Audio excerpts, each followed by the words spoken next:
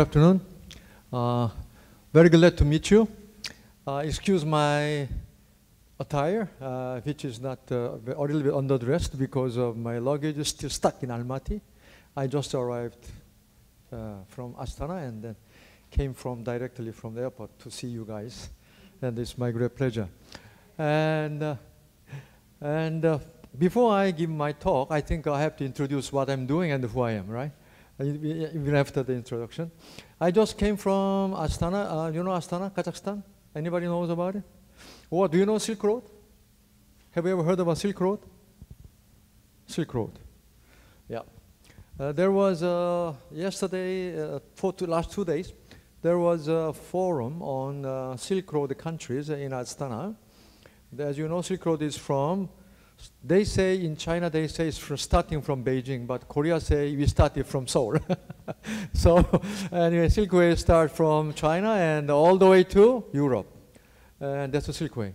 And along the road, there are many Central Asian countries there.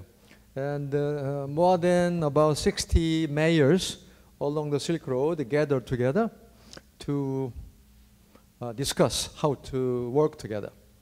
And there I presented my own proposal to solve the problem of climate change and also to improve the well-being of the people in Central Asia. Anybody interested in climate change? Oh, thank you very much. Because I was involved in climate change negotiation as a Korean diplomat from 1991. And I was involved in drafting UN Framework Convention on Climate Change. And also, I was a UN official from Bangkok, UN ESCAP, not representing Korea, but for the general benefit of the whole world. So I was a bureaucrat for Korean government, and then I was a bureaucrat for the UN for 10 years. So this is my background. My main area was environment and climate change. And my main focus of all my ideas how to solve the problem of climate change. And that was my mission and subject. I have been thinking about it. And then I proposed the last 2 days Silk Road supergrid idea. Silk Road, you know Silk Road. Supergrid means sending electricity like 7,000 kilometers away. This is a new technology. Before, when you send the technology, the electricity, there's a transmission loss is happening. So normally, it's very uneconomical to send the electricity long distances. But now we are having a breakthrough. We are sending the electricity with 1 million volt, something like that. They call it ultra high voltage. So if you send it a very high voltage, then the transmission loss is minimized. So they can send even 7,000 kilometers or 10,000 kilometers. There's no limit of sending electricity. Then why then this we call it supergrid? Then what is all about? What's the problem with the supergrid? What is so nice about it? Main, very interesting benefit of a supergrid is we can link remote corners of the world with the economic centers of the other corners of the world. Which means in Kazakhstan, if you fly there, there's about only 18 million people, but the size of the territory is like about how many times? 12 times larger than Korean Peninsula, or 25 times of South Korea. So it's a huge land space. So the plane flies 3 hours without nothing, you know? It's huge land space. If we cover the area with a solar panel and wind turbine, we can generate huge electricity. And then we can export it to Tokyo, Beijing, and Seoul because of the supergrid technology. So this is a new breakthrough. So I suggested to the countries in Silk Road, why don't Silk Road countries invest? Because these countries in general have very enough large land spaces. So they can turn it into export industry, export of renewable energy. And they can link it to centers of the world. The reason why we have to do it is because, for example, in Korea or Japan, land price is very expensive. We cannot cover the expensive land with a solar panel. That's not possible. So there is a merit of super grid idea. This is the reason. And it makes economic sense. And actually, the first person who came up with this very enthusiastic about this idea is a Japanese, Masayoshi Son, SoftBank chairman. He proposed Asia supergrid, investing huge solar panel, wind turbine in Mongolia Gobi Desert, exporting it to Tokyo, Seoul, and Beijing.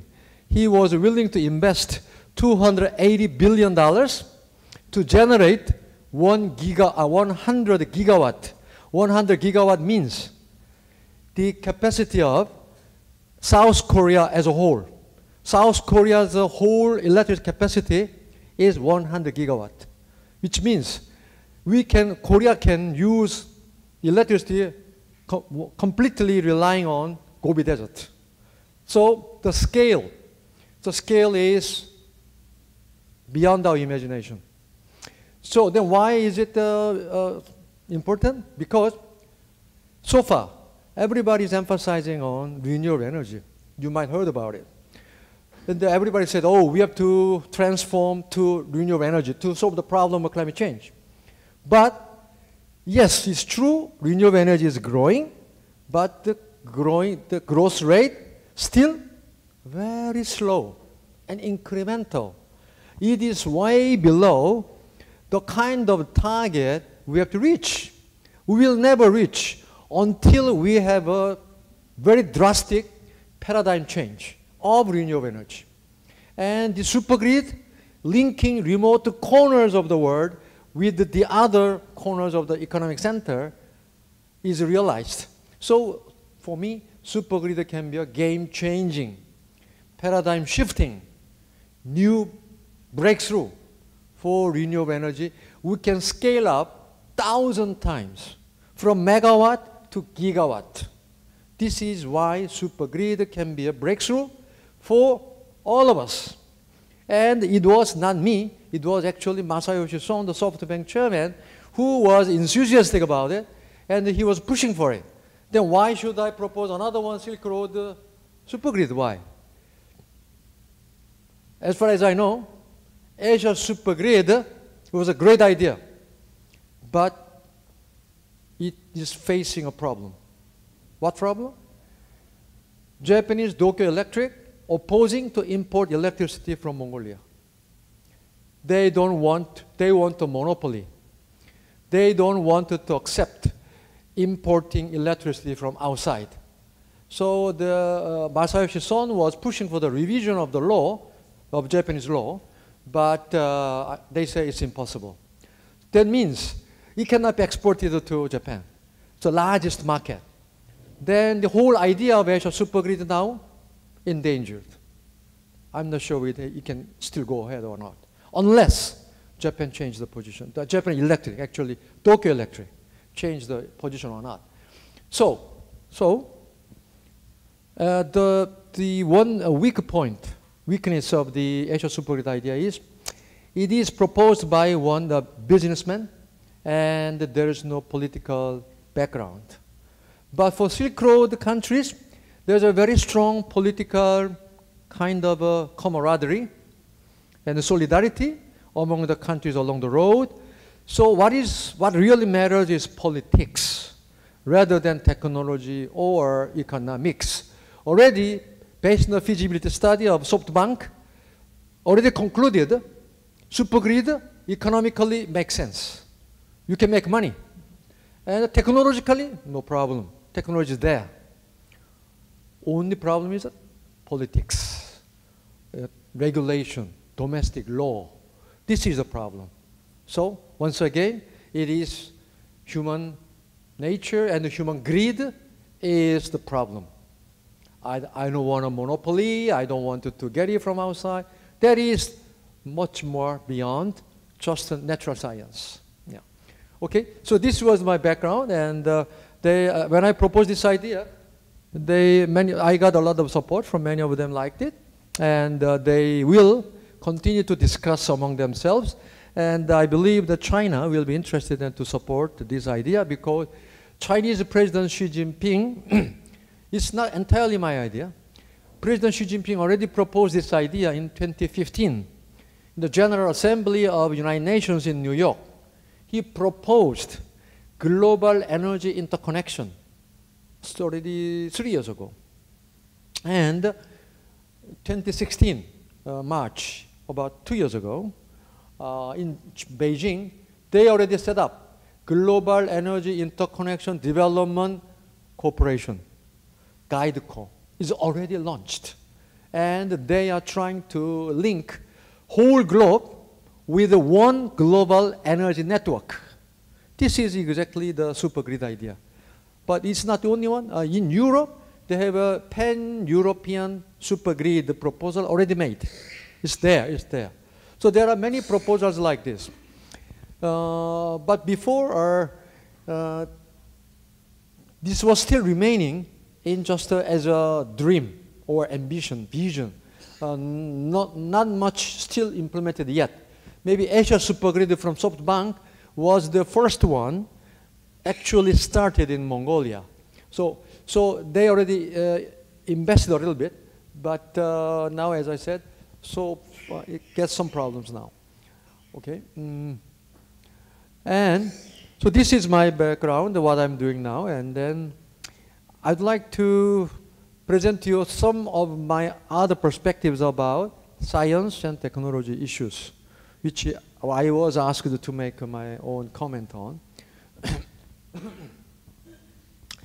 While I was working on negotiating climate change issue and trying to think about the solutions for climate change and global environmental issues, I came to the conclusion that the solution will be quite challenging in the way that the human civilization is driven mainly by three dynamics. Number one is economic dynamics. Economics, which has been culminated into the maturity of capitalism. So capitalism is one engine of human civilization. And this capitalism is actually propelled by human instinct to be rich. Everybody wants to be rich. So capitalism is driven by human greed. So even Adam Smith and everybody said that human greed is not a problem. You can be greedy and you can do whatever you like economically. Then it will stimulate economic growth. So that's the idea behind the capitalism. So capitalism was driven by human instinct to be rich. The other very important engine of human history was politics. In other words, politic dimension is democracy, is another driving force on the political dimension, the democracy and the capitalism. These are the two very important driving force of human history. Once upon a time, the Japanese American Francis Fukuyama, he said, end of history is capitalism and democracy are the end point of history. That's what he said. Okay, so this politics is driven by human instinct to be what? To be free, to be free. So it's a human instinct to be rich, to be free. Then the other very important driving force for my observation is science, technology, which is, you are all belonging to science and technology. Then what is the main instinct driving the science and technology? My observation is that human being wants to be more powerful. Understand and conquer and powerful wants to control the world according to my own will, rather than being controlled by the nature. So human being wants to be powerful, stronger, and to control my environment, rather than controlled by the environment, right? So this is a very natural human instinct. I'm not saying that anything is wrong with that. That's fine. We have been made the phenomenal progress in being rich, in being free, and in being powerful. So now we have a 21st century civilization. So we are enjoying all of this now. Then what's the problem? Then what's the problem? Yeah, but we know the problem, right? I don't have to explain. I don't have time to explain the problem, right? Then, from now on, what is the solution? As I said earlier, I was thinking about what is the solution. The solution seems to be, from my own observation, might not be easy. Why? Solution lies in counter instinctive drive, which means we don't have to be, we have to be more responsible rather than just free. Now we are having too much freedom now. Now we are suffering from our freedom. And we are suffering from our too much rich capitalism. So we have too much materialism, and now we are suffering from it. In fact, we are suffering from our too much freedom, too much materialism. And science, likewise, we are suffering from our too much power. It's creating. So we have a phenomenal power to conquer the nature. And we have all the problems has been falling on us. Then what is the solution? The solution is we have to roll back, which means less free, less rich, and less powerful. This is counter-instinctive. It is against human nature. It's against human nature. That's why I'm skeptic. Personally, I get more and more skeptic. As you know that president like Trump, he says everything based on human instinct. America first, I'm the best, don't touch me. All this kind of is just basic human instinct. There's no self-enlightenment, morality. And if everybody is going back to this kind of a basic human instinct, then we will go back to the world where everybody was fighting each other against each other. Because everybody said, you first and I am first too. Yeah? If America is first, then Korea is first too. Right? Then what's the solution? The solution is maybe nuclear war? Or what is the solution? So, what I'm saying, I'm sorry to be a little bit too extreme, but I would like to talk very direct. I don't like being too ambiguous. And so excuse my language or the way I'm talk, because maybe excuse me because I'm very tired. I slept only 2 hours on the plane. And my bag is lost. And I was stuck in the airport. My ticket was gone. And oh my God, I had to reissue my ticket. So worst nightmare to get here. So that's why I'm a little bit now excited. Okay. So my conclusion is, what will be the mission of the woman scientist? The woman scientist, engineers. What I'm saying, when I was as an environmental manager in the UN, we needed to transform our development paradigm from exploitation of people and nature. What I mean by exploitation of human and nature means, what I mean by exploiting people is just paying the minimum wage. And you look at the people as something from the market, so you are getting the manpower whom you can pay the minimum wage. So you don't look at the people as a person, but you only look at it, how much I'm paying. So you all look at the people as a cost. So people means cost to the capitalism. They don't look at you as a person. They are only looking at it as an input and the cost. So, cost cutting, you've heard many times, right? American enterprises always emphasize cost cutting, right? Cost cutting. So, you are looking at everything as a cost, and you try to maximize your exploitation of people and the nature, resources. So, but we have to turn it around, into investing in people and nature. Investing means, in other words, caring. It's caring. So the development paradigm has to be changed around from exploitation for short-term profit, which is fast bucks. Americans like fast bucks, right? This obsession making fast buck is actually polluting the whole world. Everybody wants to make fast buck. Oh, how can I become a millionaire overnight? That's the crazy obsession of everybody. Just crazy about short-termism. We are too much short-termism. It's dominating us. So the American capitalism is spreading out very rapidly, and Korea is a classical example of American capitalism, unfortunately, because many of us got educated in the United States, and then the only model they saw is American capitalism, unfortunately. But I am looking at the European capitalism.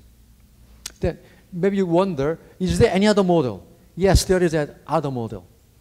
If you Google the Nordic theory of everything, it's one of the Google bestseller. It's a lady who married American and living in Manhattan. She wrote a book, and what's the difference between Finland and United States. It's an amazing book. I strongly recommend you to read it from first page to the last page and even memorize it. It's by each line. Why? Full of very, very useful real fact. Real fact is there. The fact is, American model is failing in protecting people, education, medical, social, pension, and all this system, American system is failing. Why is failing? Because American system is even looking at medical service as a money-making business. Everything in the United States is money-making business. Taking care of people is also money-making business. So what do the doctors do? Doctors are looking at you as a customer to make money. But in Finland, they don't look at the patient as the money-making ATM machine because they got salary. They got salary, fixed salary. So they look at the patient as patient. So this is American system, the difference. Then the result, Americans are paying 2.5 times more medical expenses than the Nordic people. Why? They are charging extra cost. And the medical insurance is also so expensive. Because medical insurance is also, again, money-making business. But in the Nordic country, medical insurance is not exactly just money-making business. It's controlled by the government. So there's a strong belief in the American capitalism. The profit motivation can make everything beneficial. That's a kind of a conviction, like a gun. The Americans believe, oh, gun will be a protector of my freedom. So gun. Yeah? So this is the same belief that money-making profit motivation will make the whole, will solve all the problems. That is American conviction. But unfortunately, the results, the situation is horrible. You are paying more than $1,000 medical insurance or even $2,000 per month for medical insurance. Oh my God. And also for any medical or whatever pregnancy, the birth, childbirth, everything, in Nordic country, they pay $50, $70. But in the United States, you pay $30,000, and then later even they got surprised after there are some bills arriving later, even 1 year later. So this is the situation. So what I'm saying is, now we need to shift away from short-term profit motivation. We are too much focused on short-termism. Now we shift away from short-termism to long-termism. Long-termism is what? It's like a caring baby. Caring baby is a typical example of long-term investment. 30 years of expense, like you. Your parents are investing in your education for 20, 30 years. Why they are doing it? Because they know, and I'm emphasizing this point. When I argue we have to invest in climate change, we have to invest in environment, we have to invest in renewable energy, I'm not saying that we should do it only to protect the environment. But my argument is, if you do that, in the long run, we can enjoy even higher economic return. That's what I'm emphasizing. Just like education. Why you are wasting your life staying in the school for 20 years? Why? You just go out and play. And why? The reason is, you know that by instinct or any knowledge that, oh, if I get education for 20 years, I will get even higher salary later on, economic return. That's why you want to get educated here. Same thing, environment. If we invest in environment, environment will pay to us and protect us later in the long run, and we will even enjoy higher return. But human being is getting more and more short-term fast buck. Fast buck is the worst thing that America has spread the whole world. I'm sorry to say this, but it's not the only America, but everywhere. But this kind of phenomenon everywhere is really serious source of the problem. So my conclusion remark is that science and technology, in the ladies in the science and technology field, the real issue is now, how can we focus on not just getting more powerful, but how can we care about the people, about the nature, and this is a very different focus which requires the woman scientist especially, because the man caused all the trouble, and I think it's the ladies' time to solve the problem, I think. Okay, thank you very much, and if there's any question, yeah.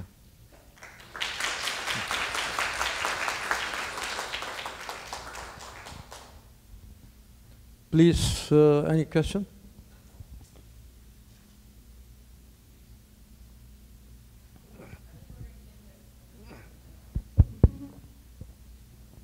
One question about the technology. I work on climate change and think about it a lot as well.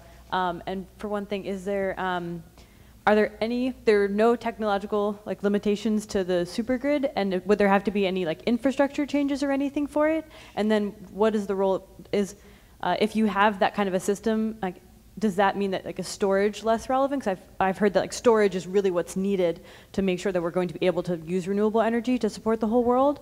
But so do those go hand in hand? That's one question. Okay.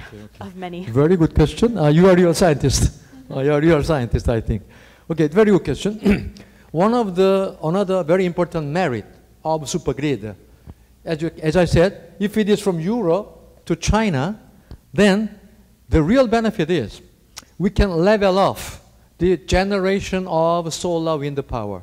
Because as the earth is rotating, when China was making solar power, Europe was sleeping, so there's no power there. But if it is connected all the way, you can even it out. So the minimizing the storage need. If it's a standalone system, then you have to have a huge storage system, because you don't use it during the night and you don't generate it during the night. So there's a up and down, peak and off, so peaks and lows. So you have to have a big storage system. But if you can connect it all the way and share it, then we call it technology, they call it leveling off of the generation and consumption. So that is another very important benefit of supergrid for long distance. Yeah.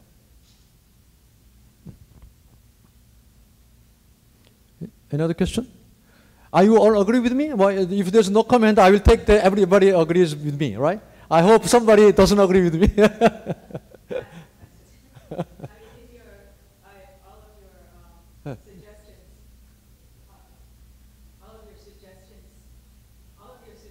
Seem very plausible to me, but you're often working in environments where there are very authoritarian governments, and so how can you be sure that they're going to use these technologies in a socially sustainable way and not just for warmongering or to abuse their own populations? Okay, yeah. And very interesting question, and also very interesting phenomenon. I see very strangely, in a country where there is less democracy and more state power, for example, China. They are making the most impressive progress in electric car, electric bus, solar, wind investment. They are the #1 investor and also manufacturer of solar cell, solar investment installation. So China is leading almost 40% of renewable energy investment of the whole world. Can you think about it? And also that's why Kazakhstan is also one-person country. Many countries in Central Asia like that. Maybe it might give even better opportunity if this person is well enlightened. And in Kazakhstan, the leader there is also promoting green growth, green energy, green economy, and last year he hosted Future Energy Expo, and the German president came to congratulate. The German pavilion was huge there. So if some of these leaders are well connected and well educated or well oriented, they can really make even bigger progress than the democratic leadership in France or in US. They are making all the lousy jobs even because of democracy. Because even in Korea, new government trying to shut down the old power plant, coal power plant.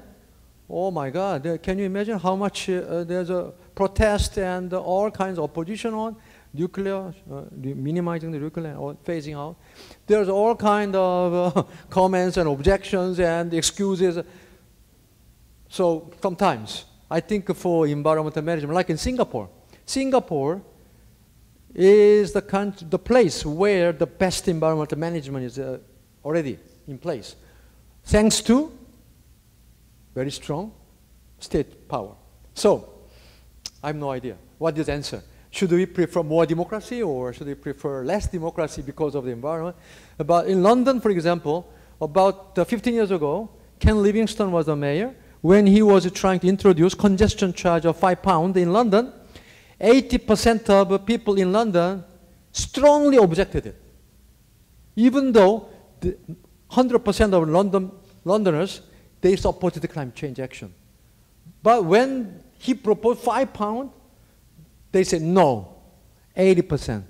But Ken Livingstone, the mayor, he's my hero. Why? Because in spite of this opposition, he said, okay, I don't care.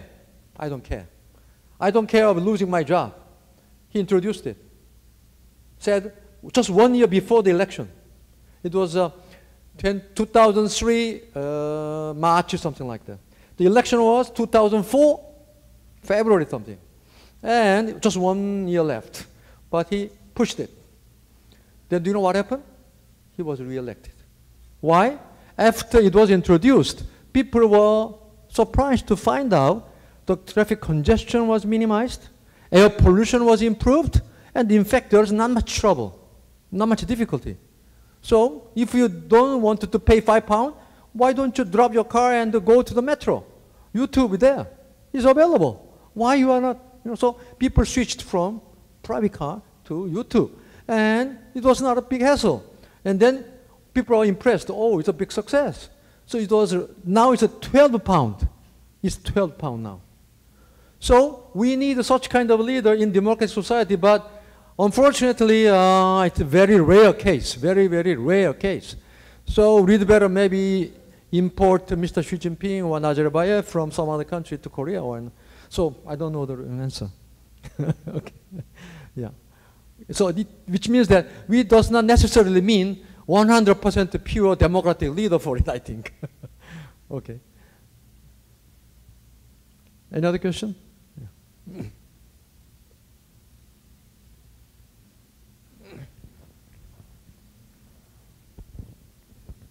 I'm just wondering about your the philosophy you said of people's instinct being for power, to be rich and to be free. But if you have places like Finland where they ended up with a different system, do you think that those instincts are like, inherent in everybody, or is that just something that's maybe brought about by capitalism? And either way, whichever the reason is, how do we counter that? Do we counter that from like a government putting on policy? Do we try and go like down from the bottom and kind of education? Like how do we address that on a larger scale and trying to change that so that people don't worry about the fast buck and think longer? Yeah, it is a great question, and I'm not sure. We have to think about it. There's no fixed answer for it. But what I can say from Korean as a Korean is that in Korea, during last 600 years, our Joseon dynasty philosophy was actually based on moderation of my desire, greed. So we are educated, minimize our greed. So that's why in Korean culture and painting, even painting and the porcelain, all this China, all these Korean products are very not colorful, only in black or white, which means the Sunbi is a kind of scholar and a spiritual leader or scholar elite in the Joseon dynasty. Our Confucius philosophy was to exercise maximum control over my greed or excessive luxury. So that was the basis of our morality of the Joseon dynasty for 600 years.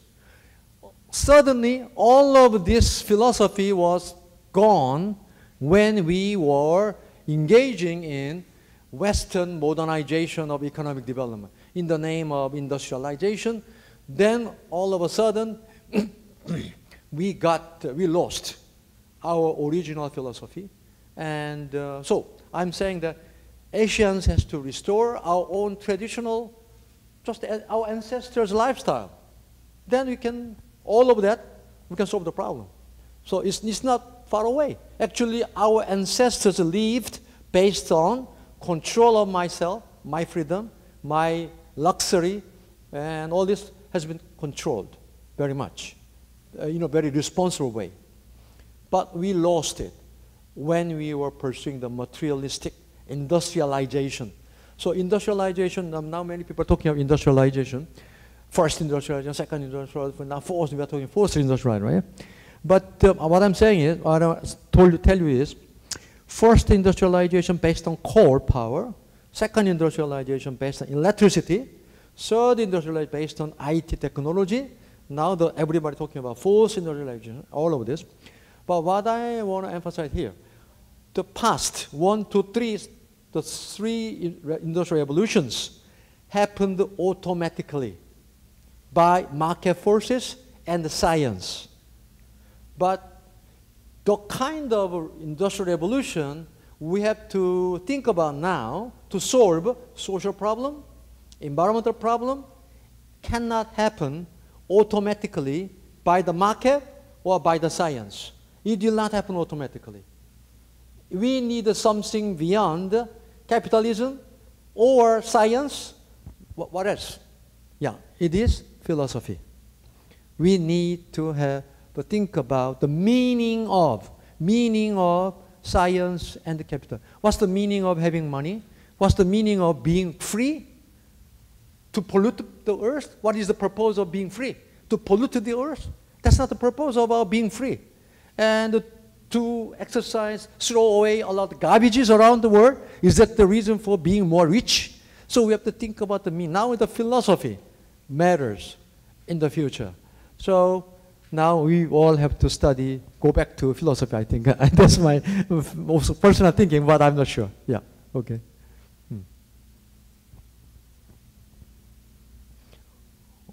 Okay. No more comment or question? Okay.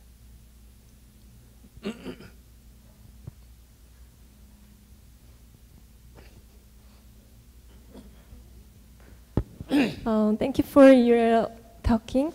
And I was so shocked that politics controls or regulates everything over natural science or other things. And I was wondering that if there is any international organizations such as there's UN and GCF, that kind of things, but I cannot hear very well. The echo is very bad, so I cannot hear. So okay, please go ahead. Yeah. Can you repeat? So, oh my God. I was wondering that if Japan is so great, then Super grid or? Japan is super great, then is there any regulation or international aids to regulate Japan or push Japan, pressure to do something aside There from is a monopoly? domestic law in Japan that does not allow import of electricity. So they have to revise the law. So in fact, the METI is trying to revise the law, but Tokyo Electric is opposing to revising the law.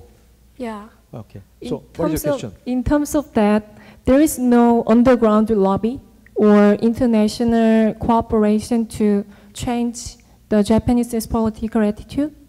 Oh, I think it is Japan's a domestic issue, and I don't think any other country should intervene for that kind of a domestic policy. It's a domestic policy issue, so I don't think it is something that the other countries can intervene there. Okay. Then one more question to go. Then do we have no choice but to just overlook the Japanese greedy status? I cannot hear. Then do we have no choice but to overlook the Japanese's greedy status? Greedy? Yeah. What do you mean? Because it sounds greedy to not cooperate, like not changing their law. If they don't change the law, the project cannot go on because they cannot sell the electricity. So the project is now on hold, Yeah. not making progress. So what is your question? So my question is there any solution to help Japan change their attitude? Oh, I think it's the job of the chairman Masayoshi Son. He has to solve the problem. Okay. Is that the question? Yeah, okay. It's a question I cannot solve. Yeah.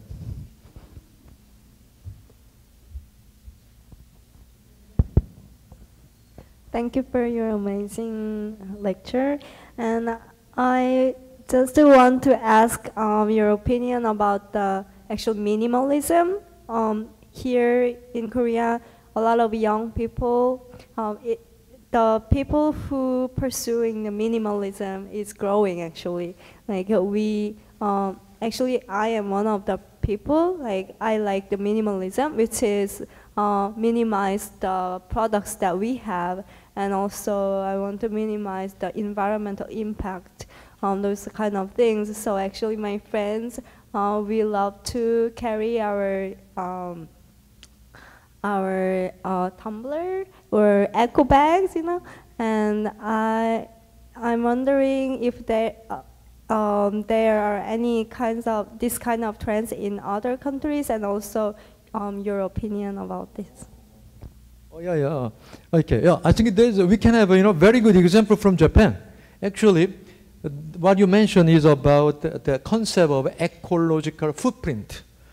Google ecological footprint. Then there's a methodology measuring the impact of lifestyle in each country, because it's based on the consumption of energy, consumption of water. So they calculate it, transform it into the size of the land to produce.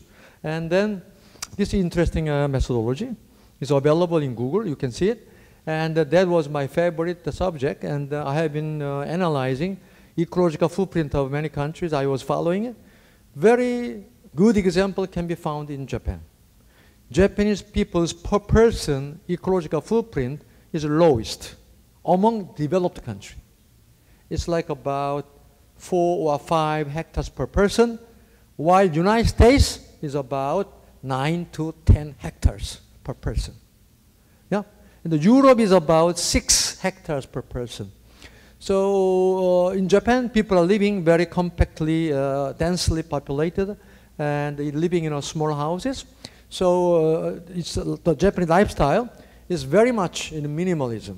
But Koreans, we are more polluted by American lifestyle, and we are driving larger car. So we are driving even larger car than Europeans and Japanese. We only second to United States, Americans. But this was not Korean choice. It was a choice imposed by the American brothers. Why? I'm not sure I have to say. I can say this when they are recording it. So this happened when Korea had the Korea-U.S. automobile trade agreement or something like that in 1998. At the time, United States pressured Korea to change our domestic law.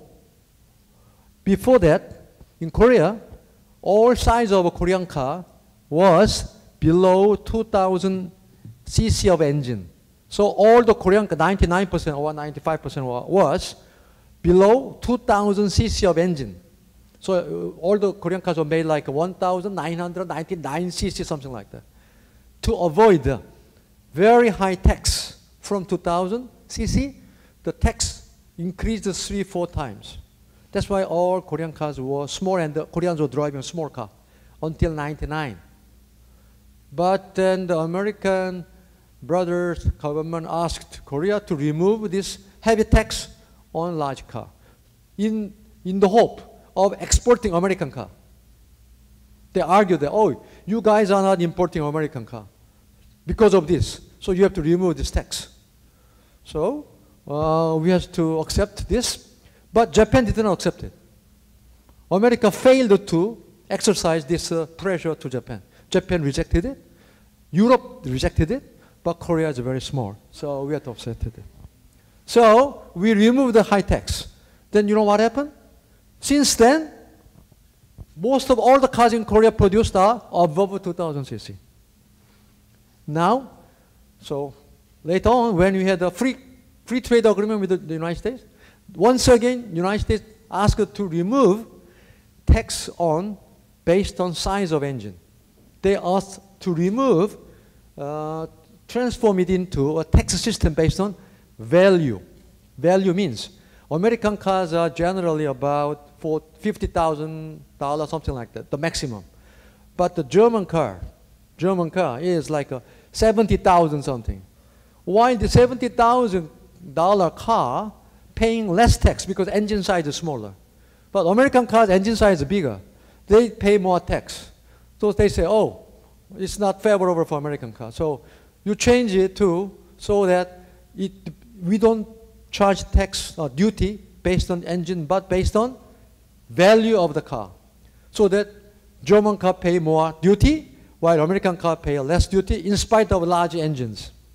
So we change it again, because we always have a tradition of listening to American advice. So that was a very friendly advice, and we accepted it. So now most of the Korean cars are very big. That's because the tax rate is very low. Not because Koreans don't love the earth or something like that, because it's all economics that are actually driving this kind of thing. So I agree with your point that, but we can find, even in Joseon Dynasty, our lifestyle was also minimalism. So Joseon Sunbi philosophy was minimalism. And also Japanese lifestyle is very much, I'm always saying that we have to follow the Japanese model, the lifestyle. Koreans are following American lifestyle, unfortunately. But it's not only Korea, everywhere. Even Kazakhstan, wherever I go, everybody wants to copy the American lifestyle.